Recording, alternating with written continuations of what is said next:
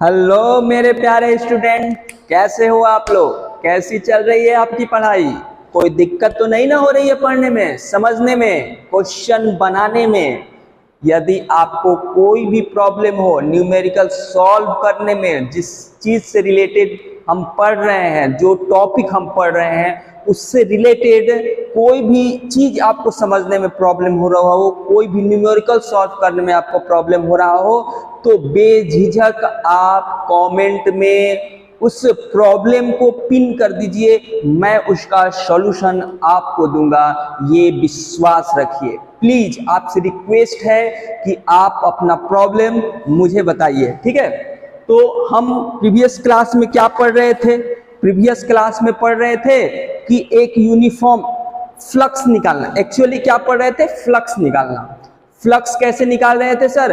तो हमने फ्लक्स का डिफिनीशन पढ़ा था कि कोई भी सरफेस है उससे perpendicularly number of field lines कितना पास हो रहा है वो फ्लक्स बताता था। किसी भी सरफेस से उसके perpendicular number of field lines पास क्या बताता था? फ्लक्स बताता था। उसके बाद हमने 2D स्ट्रक्चर देखा था, 3D स्ट्रक्चर देखा था। 3D स्ट्रक्चर में क्यूब लिया था और क्यूब में देखा था कि एक यूनिफॉर्म इलेक्ट्रिक फील्ड है, मतलब यूनिफॉर्म इलेक्ट्रिक फील्ड है, और 3D क्यूब को उसमें क्या कर रहे हैं? प्लेस्ड कर रहे हैं। तो देखा क्या कि नेट फ्लक्स जीरो आ रहा था, नेट फ्लक्स जीरो आ रहा था। तो उस पे हमने एक कंसेप्ट भी दिया था कि यदि यूनिफॉर्म इलेक्ट्रिक फील्ड हो और उसमें 3D सरफेस को प्लेस्ड किया गया हो, 3D सरफेस को क्या किया हो? प्लेस्ड किया गया हो, और उस 3D सरफेस में कोई भी चार्ज ना हो तो नेट इलेक्ट्रिक फील्ड जीरो होता था। नेट इलेक्ट्रिक फील्ड जीरो होता था। ये सारा चीज हम लोग डिस्कस प्रीवियस क्लास में कर चुके हैं। अब आगे क्या है सर? फिर से हम नेक्स्ट कुछ और एग्जांपल लेंगे और देखेंगे। जैसे मान लीजिए कि ये है, ये x है, ये y है और ये z है, ठीक है? हम अब क्या लेते हैं? एक सिलेंडर लेते हैं। एक क्या लेते हैं सर? सिलेंडर, ठीक है? एक क्या लेते हैं? सिलेंडर। फ्लक्स बराबर क्या फॉर्मूला पढ़े थे sir? E dot A. E से इलेक्ट्रिक फील्ड, A से area vector, E dot A, और इसको एक्सपेंडेड फॉर्म में EA cos theta, theta E और A के बीच का एंगल, ठीक है? मान लीजिए एक सिलेंडर है, ठीक है? सिलेंडर है और इलेक्ट्रिक फील्ड ये ऐसे पास हो रहा है, ठीक है? इलेक्ट्रिक फील्ड पास हो रहा है। अब आपको बताना है कि इस सिलेंडर से आपका जो फ्लक्स होगा, नेट फ्लक्स होगा, वो कितना होगा? ये आपको बताना है, ये आपको दिखाना है, ये आपको सॉल्व करना है कि इलेक्ट्रिक फील्ड ये क्या है? यूनिफॉर्म इलेक्ट्रिक फील्ड है। ये जो क्या है? यूनिफॉर्म इलेक्ट्रिक फील्ड है, कांस्टेंट इलेक्ट्रिक फील्ड है जो पास कर रहा है। और क्या किया गया? उसी यूनिफॉर्म इलेक्ट्रिक फील्ड में इस सिलेंडर को क्या कर दिया? इलेक्ट्रिक फील्ड के पैरेलल प्लेस्ड कर दिया गया है, ठीक है? प्लेस्ड कर दिया गया है। यहां भी देखो दिखा दे रहे हैं, ऐसे इलेक्ट्रिक फील्ड है, ये देखो, ये इलेक्ट्रिक फील्ड है, उसी के अंदर प्लेस्ड किया गया है क्या? आपका ये सिलेंडर, ठीक है? आपको बताना है कि इसमें मतलब नेट फ्लक्स क्या होगा, ठीक है? तो इसका नाम देते हैं। इस सरफेस का नाम 1, इसका 2, और जो ऐसे वाला होगा, जो कर्व वाला होगा, जिसको वक्र पृष्ठ क्षेत्रफल कहते हैं, उसको 3 नाम दे देते हैं। उसका नाम क्या देते हैं? 3, ठीक है? तो सबसे पहले हम ये देखेंगे कि सरफेस 1 के कारण फ्लक्स क्या होगा? फ्लक्स क्या होगा? φ1 नाम दे दिया, φ1। तो φ1 जो होगा वो क्या होता है? इलेक्ट्रिक फील्ड और एरिया वेक्टर। इस सरफेस के लिए एरिया वेक्टर किधर होगा? बाहर, हमने क्या बताया था 3D स्ट्रक्चर में, किसमें 3D स्ट्रक्चर में जो एरिया वेक्टर का डायरेक्शन होता है वो सरफेस के ऑलवेज आउटवर्ड होता है, सरफेस के आउटवर्ड।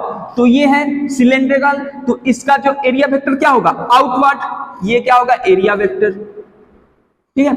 और इलेक्ट्रिक फील्ड क्या है सर, इलेक्ट्रिक फील्ड का डायरेक्शन इधर है, तो क्या एरिया वेक्टर और इलेक्ट्रिक फील्ड वेक्टर, ये इलेक्ट्रिक फील्ड का डायरेक्शन अपोजिट नहीं है कि नहीं, हाँ सर है अपोजिट। तो एंगल कितना होगा सर, तो एंगल तो 180 डिग्री होगा सर, इसमें भी कोई पूछने वाला चीज है, एंगल कितना होगा 180 डिग्री, एंगल कितना होगा 180 डिग्री, तो ये निगेटिव में आ जाएगा, निगेटिव में आ जाएगा। इस सरफेस φ2 देखिए φ2 क्या हो जाएगा, एरिया वेक्टर इधर होगा, सरफेस के आउटवर्ड एरिया वेक्टर, और इलेक्ट्रिक फील्ड भी क्या है सेम डायरेक्शन, ये भी और दोनों का, तो ये क्या होगा cos 0, तो क्या होगा EA, ये पॉजिटिव में आएगा। अब फ्लक्स φ3 निकालते हैं, φ3 क्या होगा सर, φ3 बताइए सर φ3 क्या होगा। तो अब यहां पे खेल होगा, एक क्या खेल होगा सर, क्योंकि हमने जो बताया था कि area vector always perpendicular to the surface, कोई भी सरफेस हो उसके परपेंडिकुलर होगा एरिया वेक्टर। तो ये मान लो एक सिलेंडर टाइप का है, जैसे ऐसा नहीं होता है सिलेंडर, लेकिन बीच में तो ऐसा ही ना होता है, बीच में ऐसा ही ना होता है, तो इसका एरिया वेक्टर किधर होगा, यहां मतलब इस सरफेस के परपेंडिकुलर, टिक टिक टिक टिक टिक टिक, मतलब जो भी सरफेस है वहां से टिंग टिंग, ठीक है। और वो जो परपेंडिकुलर लाइन होता है ऑलवेज सेंटर ऑफ एक्सिस को टच करेगा, जैसे ये सेंटर ऑफ एक्सिस होगा उसको टच करेगा, ठीक है, समझ रहे हो ना, ठीक है, मतलब परपेंडिकुलर होगा, ठीक है, सरफेस क्या होगा परपेंडिकुलर, ये होगा एरिया वेक्टर, क्या होगा एरिया वेक्टर।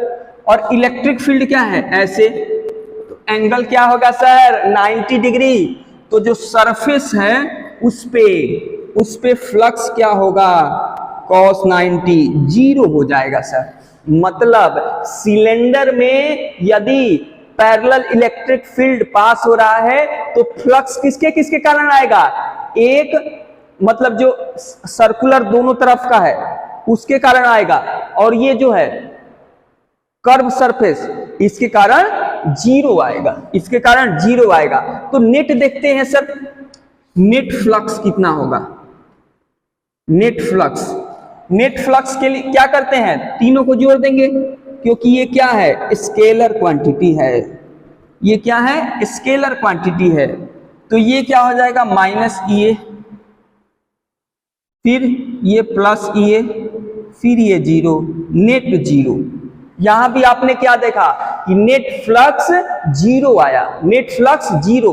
क्यों सर, क्यों बताइए ना सर, क्यों, क्योंकि इलेक्ट्रिक फील्ड क्या है यूनिफॉर्म है और इसके अंदर कोई भी चार्ज नहीं है बच्चा। इस जो कर्व है cylindrical curve, cylindrical 3D structure है, इसके अंदर कोई चार्ज नहीं है और इलेक्ट्रिक फील्ड यूनिफॉर्म है, इसलिए नेट फ्लक्स 0 आ रहा है, नेट फ्लक्स 0 आ रहा है सर, 0। अब तो समझ में आ गया है सर, अब कोई कुछ भी नहीं बिगाड़ सकता सर कि इसके अंदर कोई भी चार्ज ना है, यूनिफॉर्म है, तो क्या होगा फ्लक्स 0 होगा। और क्या सर, और क्या नेट इलेक्ट्रिक फील्ड भी 0 होगा सर। प्रीवियस क्लास में ही तो हमने बताया था कि in a uniform electric field if a 3D structure placed in which no charge present then net electric field 0, then net electric field 0। तो यूनिफॉर्म इलेक्ट्रिक फील्ड है, ये सिलेंड्रिकल सरफेस प्लेस्ड है 3D स्ट्रक्चर, इसके अंदर कोई भी charge नहीं है, तो इलेक्ट्रिक फील्ड भी जीरो, नेट फ्लक्स भी जीरो। तो इलेक्ट्रिक फील्ड यूनिफॉर्म रहने का ये केस है। जब इलेक्ट्रिक फील्ड क्या है, यूनिफॉर्म है। लेकिन नेक्स्ट केस में हम देखेंगे इलेक्ट्रिक फील्ड को क्या बना देंगे, यूनिफॉर्म ना रह के नॉन यूनिफॉर्म बना देंगे। तब देखेंगे कि फ्लक्स पे क्या इफेक्ट पड़ता है। जब नॉन क्या हो, इलेक्ट्रिक फील्ड नॉन यूनिफॉर्म हो, यूनिफॉर्म नहीं हो, तब देखेंगे। यूनिफॉर्म है, समझ गए, यूनिफॉर्म है, समझ गए कि क्या होगा, नेट फ्लक्स जीरो होगा। अब आगे देखेंगे कि यूनिफॉर्म नहीं रहने पे क्या होता है, यूनिफॉर्म नहीं रहने पे क्या होता है। ठीक है, देखिए भैया, देखिए, मैं चाहता हूं कि आपको हर एक पॉइंट समझ में आए, कोई भी प्रॉब्लम बच्चा ना हो। हर प्रॉब्लम से लड़ने सिखाना है आपको, हर जीत को दिखाना है आपको, समझे। ये जैसे मान लीजिए ये 3D स्ट्रक्चर है, ये क्या है, 3D स्ट्रक्चर है, दिख रहा है 3D structure. Sorry sorry sorry sorry sorry sorry sorry sorry 3D ही है, लेकिन थोड़ा सा केस दूसरा लेना है, समझना, केस दूसरा लेना है, केस नॉन यूनिफॉर्म का लेना है। तो थोड़ा सा हम यहां पे बनाते हैं, यहां पे बनाइएगा सर। हाँ बच्चा, हम यहां पे बनाएंगे और उसके बाद ऑब्जर्वेशन करेंगे। गुड सर, कोई प्रॉब्लम नहीं सर, आप कहीं भी बना दो, आप कहीं भी बना दो, हमें तो कोई प्रॉब्लम नहीं है। ठीक है, तो ये बॉक्स ऐसे रखा हुआ है, ध्यान से समझिएगा। ये है x, ये है y और ये है z। ये बॉक्स रखा हुआ ऐसे, थोड़ा सा तिरछा लग रहा है, लेकिन बॉक्स रखा हुआ ऐसे, समझ रहे हो। ये जो सरफेस है, ये सरफेस, इसको 1 दे देते हैं, इसको 2, 3, नीचे वाला 4, सामने वाला 5, पीछे वाला 6, पीछे वाला 6। तो ये जो 1 सरफेस है ये a डिस्टेंस पे है, सॉरी यहां से ये कितना है, ये देखिए, ये a डिस्टेंस पे है। ये कितना है सर, a डिस्टेंस पे है। ये बॉक्स ऐसे रखा हुआ है, देखिएगा ऐसे, ये बॉक्स ऐसे है। तो ये जो सरफेस है ये a डिस्टेंस पे है, तो ये सरफेस कितना पे हो जाएगा, a + a, 2a डिस्टेंस पे हो जाएगा। ठीक है, समझना। इलेक्ट्रिक फील्ड जो है, इलेक्ट्रिक फील्ड वो जो है, इलेक्ट्रिक फील्ड वो क्या है, EXI, EXI। ठीक है, यहां पे देखो वेरिएबल है इलेक्ट्रिक फील्ड। अब यहां पे यूनिफॉर्म नहीं रह गया, x के साथ वेरी कर रहा है। x1 रखोगे तो दूसरा आएगा, x2 रखोगे तो दूसरा आएगा, तीसरा, मतलब x का वैल्यू यदि चेंज करते हो तो इलेक्ट्रिक फील्ड भी चेंज हो रहा है। मतलब इलेक्ट्रिक फील्ड यूनिफॉर्म नहीं है। देन निकालेंगे क्या, फ्लक्स। ओके सर, हम निकालेंगे फ्लक्स। तो φ1 क्या होगा, φ1।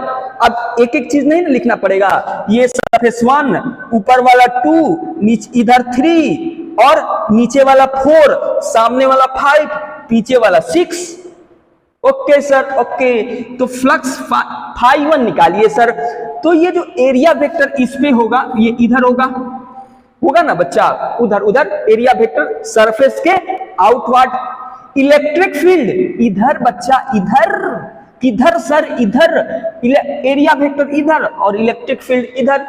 तो जो फ्लक्स होगा E.A और दोनों का बीच का एंगल 180 डिग्री। ओके सर, सब समझ गए। तो यहां देखो, यहां जो इलेक्ट्रिक फील्ड होगा इलेक्ट्रिक फील्ड वो एक्स के साथ वेरी कर रहा है, मतलब यहां से यहां पे इलेक्ट्रिक फील्ड कुछ अलग होगा। क्यों सर? क्योंकि इलेक्ट्रिक फील्ड ई एक्स है, ई एक्स मतलब x 1 पे कुछ अलग होगा, 2 पे कुछ अलग होगा, 3 पे कुछ अलग होगा, a पे कुछ अलग होगा। जो वन साइड है, इस क्यूब का पहला साइड है, वो इस एक्सिस से, ओरिजिन से a डिस्टेंस पे है, a डिस्टेंस पे है बच्चा, a डिस्टेंस पे देखो, ओरिजिन से a डिस्टेंस पे है, तो ये जो इलेक्ट्रिक फील्ड होगा वो EA होगा, EA होगा। ओके सर, क्यों? क्योंकि इलेक्ट्रिक फील्ड क्या है? वेरिएबल है। ओके सर, फाइनली समझ गए? अब नहीं बताइए। थैंक यू बच्चा। अब देखिए इस सरफेस का एरिया क्या होगा? मान लीजिए साइड ए है, साइड क्या है? ए है, सारा साइड ए है, ए है, ए है, ए है, सब साइड सब ए है, तो एरिया क्या होगा? ए स्क्वायर। एरिया क्या होगा? ए स्क्वायर। तो ये इलेक्ट्रिक फील्ड क्या बन जाएगा? ए क्यू। लेकिन दोनों का बीच का एंगल कितना है? cos 180 degree. तो ये क्या हो जाएगा? यही ना होता है electric field area cos between area vector and electric field. तो ई ए क्यू cos 180 डिग्री का माइनस। ओके सर, φ2 क्या होगा? अब देखो यहां पे अब इलेक्ट्रिक फील्ड चेंज हो जाएगा इस सरफेस पे, क्योंकि ओरिजिन से इसका डिस्टेंस कितना हो गया सर? इसका a, इसका 2a। जैसे ऐसे सरफेस है, ये दोनों बॉक्स है, इसका वन साइड ये 3 साइड है, तो ये a डिस्टेंस पे है ओरिजिन से, ये a डिस्टेंस पे, तो ये कितना होगा? 2a डिस्टेंस पे होगा कि नहीं? 2a डिस्टेंस पे होगा, तो इलेक्ट्रिक x के जगह पे 2a रखेंगे, तो यहां पे क्या निकलेगा? इलेक्ट्रिक फील्ड निकलेगा E2a, E2a। तो एरिया तो चेंज नहीं करेगा, ये सरफेस या ये सरफेस, तो एरिया तो ए स्क्वायर ही होगा। एरिया क्या होगा? ए स्क्वायर। और एरिया वेक्टर किधर होगा? ये। और इलेक्ट्रिक फील्ड भी क्या है? Same direction, cos 0। तो यहां क्या हो जाएगा? E2 बाहर निकाल दो, AQ, 2AQ। ओके सर, अब देखिए सर, अब और कुछ दिखाइए।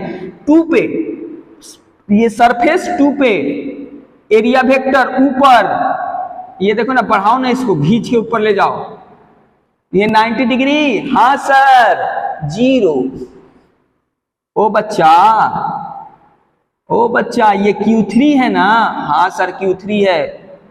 Q2 0। अब Q2 निकल गया, Q4 नीचे वाला है, ये इलेक्ट्रिक फील्ड इधर, एरिया इधर, इलेक्ट्रिक फील्ड इधर, इलेक्ट्रिक फील्ड इधर, एंगल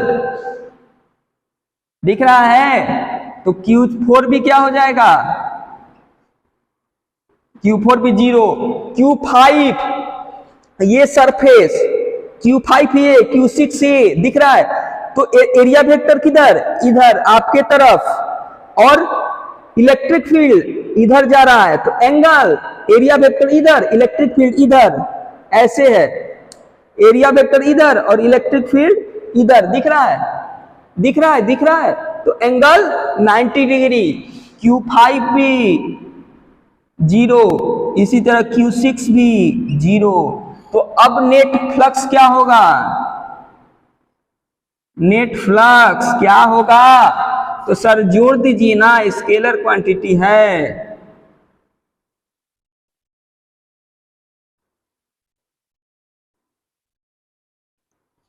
तो आगे क्या है सर? इतना इजी तो है, आप बार बार पूछ रहे हैं हम ही लोग से, बार बार नहीं पूछिए ना सर।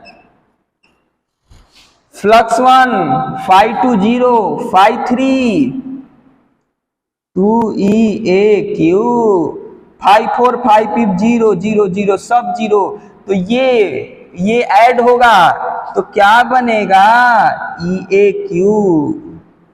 अब देखो नेट फ्लक्स 0 नहीं आया, किस कंडीशन में? जब फ्लक्स यूनिफॉर्म नहीं है, सॉरी इलेक्ट्रिक फील्ड यूनिफॉर्म नहीं है, उस केस में आपका नेट फ्लक्स जीरो नहीं आया, नेट फ्लक्स का कुछ वैल्यू आया। तो आप इसको अपने कंसेप्ट के रूप में लिख सकते हो कि जब इलेक्ट्रिक फील्ड यूनिफॉर्म हो और 3D स्ट्रक्चर को प्लेस्ड किया जाए, उसके अंदर कोई चार्ज ना हो, तो net electric field zero, net flux zero. But जब इलेक्ट्रिक फील्ड यूनिफॉर्म ना हो, रुकना, जब इलेक्ट्रिक फील्ड यूनिफॉर्म ना हो, 3D स्ट्रक्चर को प्लेस्ड किया जाए, तो नेट फ्लक्स जीरो नहीं होगा, नहीं होगा, नहीं होगा, नहीं होगा। समझ में आया? हाँ सर। अब नहीं समझ में आएगा तो कब समझ में आएगा? इतना क्लियर वे में आप समझाते हो। थैंक यू बच्चा, थैंक यू। तो अब आगे चलते हैं, आगे की कहानी बात करेंगे। अब क्या बात करेंगे? पहले इसको मिटाते हैं, उसके बाद बात करेंगे। कॉपी कर लिए हो तो धन्यवाद, नहीं किए हो फिर भी धन्यवाद। स्मार्ट हो तो स्क्रीनशॉट ले लेना बच्चा। ओके, समझ में आया क्या? समझ में आया? हाँ सर, समझ में आया। ठीक है, अब एक चीज और देखते हैं कि मान लीजिए एक है ऐसा गोला, स्फेयर। क्या है सर? स्फेयर। ठीक है, इसके अंदर है चार्ज, इसके अंदर है प्लस चार्ज, छेंतल पे प्लस चार्ज है।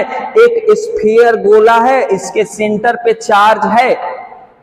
तो सर फ्लक्स निकालिए ना सर, नेट फ्लक्स निकालिए ना सर। अब क्या आ गया? अब एक सिलेंड्रिक, एक स्फीयर आ गया, जबकि उसके अंदर चार्ज है। तो चार्ज होगा तो नेट फ्लक्स तो होगा ही। जब 3D स्ट्रक्चर में चार्ज नहीं है तब नेट फ्लक्स नहीं होगा, यदि चार्ज है तो नेट फ्लक्स होगा। तो हाँ सर होगा। तो निकालते हैं। तो इसके लिए कैसे निकालेंगे सर? तो इतना तो पता है सर, फ्लक्स बराबर होता है E dot A, electric field dot area vector. ठीक है, थैंक यू सर।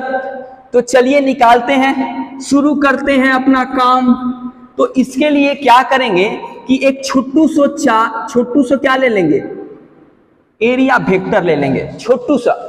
छोटू से एरिया वेक्टर ले लेंगे। हम तो माहिर हैं छोटू से एरिया वेक्टर निकालने के लिए, लेने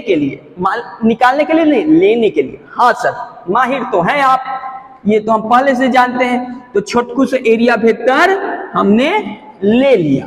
थैंक यू। अब देखो, अब क्या करेंगे? एक बात बताओ, ये स्फीयर है ना? तो स्फीयर है, तो यदि ये चार्ज है तो इलेक्ट्रिक फील्ड किधर डायरेक्शन होगा? इधर, परपेंडिकुलर टू द सरफेस। ओहो, क्या बोले? Perpendicular to the surface. और एरिया वेक्टर का डायरेक्शन किधर होगा? Perpendicular to the surface. ये एरिया वेक्टर, ये इलेक्ट्रिक फील्ड। इधर भी होगा, आप जिधर मान लो उधर होगा।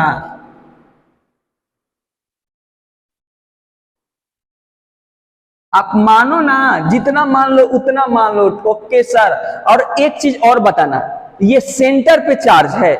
चार्ज कहां है सर? सेंटर पे। तो इसके सरफेस पे, पूरा सरफेस पे चार्ज कहां है? सेंटर पे। तो पूरा सरफेस पे इलेक्ट्रिक फील्ड सेम होगा। बकलोल, हम क्या बोले कि एक स्फीयर है, इसके सेंटर पे चार्ज है, तो उस स्फीयर पे हर एक जगह इलेक्ट्रिक फील्ड इक्वल होगा। कैसे सर? कैसे? इसलिए बकलोल कि KQ/R² नहीं पढ़ा है? चार्ज है R, यहां से R, यहां से R, यहां से R, कहीं से सेंटर से सरफेस तक आर कभी चेंज करेगा? नहीं सर। ये चार्ज चेंज करेगा? नहीं सर। इलेक्ट्रिक फील्ड भी क्या होगा? सेम होगा बच्चा, सेम होगा। मतलब इलेक्ट्रिक फील्ड क्या है? पूरे सरफेस पे सेम है, पूरे सरफेस पे सेम है। और क्या सर? और बताइए ना सर। और कोई भी सरफेस पे जो एरिया वेक्टर होता है सरफेस के परपेंडिकुलर होता है। Okay sir. तो ये छोटकू सा यदि सरफेस लिए तो यहां से कुछ इलेक्ट्रिक फील्ड ई निकल रहा होगा और एरिया वेक्टर इसके परपेंडिकुलर होगा। ये छोटकू सा छोटकू सा छोटकू सा छोटकू सा छोटकू सा पूरे सरफेस पे लेकर निकालेंगे, लेकिन सबसे पहले एक छोटकू सा लिए हैं, ठीक है, जहां पे इलेक्ट्रिक फील्ड ई है, जहां पे इलेक्ट्रिक फील्ड ई है, एरिया वेक्टर ए है। हाँ सर। तो डी फाई क्या होगा? कि छोटकू सा में कितना इलेक्ट्रिक फील्ड निकल रहा है, फ्लक्स कितना निकल रहा है, ये बताना है। डी फाई छोटकू सा एरिया लिए हैं तो फ्लक्स भी क्या आएगा? छोटकू सा। हाँ सर। तो E dot D A. Okay. Area भी क्या आया? छोटकू से ले लेते हैं डी ए। Okay sir. छोटकू डी ए, छोटकू लिए है ना तो छोटकू डी ए। Okay sir. दोनों का और एक चीज कंसीडर करना है, कोई चेंजिंग नहीं, दिमाग में बैठा के रखना है। इलेक्ट्रिक फील्ड और एरिया वेक्टर दोनों पैरेलल लेना है, एज्यूम कर लेना है। ये ऑलरेडी गिवन है कि एरिया वेक्टर और इलेक्ट्रिक फील्ड पैरेलल होना चाहिए। जहां एरिया वेक्टर माने हो वहीं से इलेक्ट्रिक फील्ड निकालो। छोटका सा एरिया वेक्टर माने हो, छोटका सा एरिया माने हो, वहीं से इलेक्ट्रिक फील्ड, यहां से तो इलेक्ट्रिक फील्ड निकलेगा ना। हाँ सर। इलेक्ट्रिक फील्ड तो हर जगह से निकलेगा, मतलब यहां से भी निकलेगा। तो ई छोटकू सा एरिया मान लिए, यहां से इलेक्ट्रिक फील्ड ई है तो एरिया है, एरिया इसके परपेंडिकुलर। ओके। ऐसा एज्यूम किए हैं खुद से, अपने सुविधा के लिए ऐसा एज्यूम किए हैं कि दोनों पैरेलल हो ताकि हमको सॉल्व करना इजी हो। ओके सर, समझ गए, अब कोई दिक्कत नहीं, ठीक है। डी फाई आ गया, लेकिन हमको टोटल फ्लक्स निकालना है। तो टोटल फ्लक्स निकालने के लिए क्या करेंगे? इसको इंटीग्रेट कर देंगे, इसको इंटीग्रेट कर देंगे। E D A, sorry E D A लेते हैं। हाँ हाँ ले लो ले लो ले लो।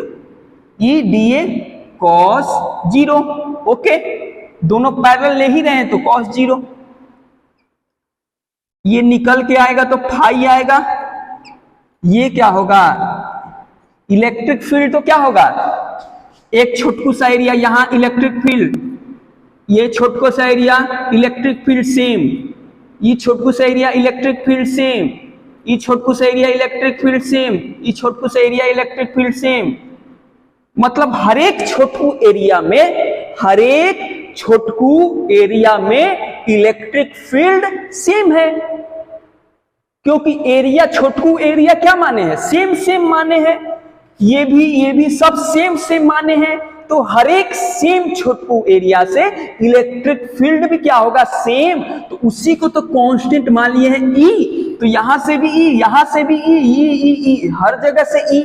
तो ई तो हर जगह से क्या है? ई तो सेम है। तो ई है सेम, कांस्टेंट बाहर निकाल दिए। चेंज कौन हो रहा है? एरिया। जुट कौन रहा है? इंटीग्रेट कौन हो रहा है? इंटीग्रेशन मतलब क्या होता है? जोड़ना। तो जुट कौन रहा है? एरिया।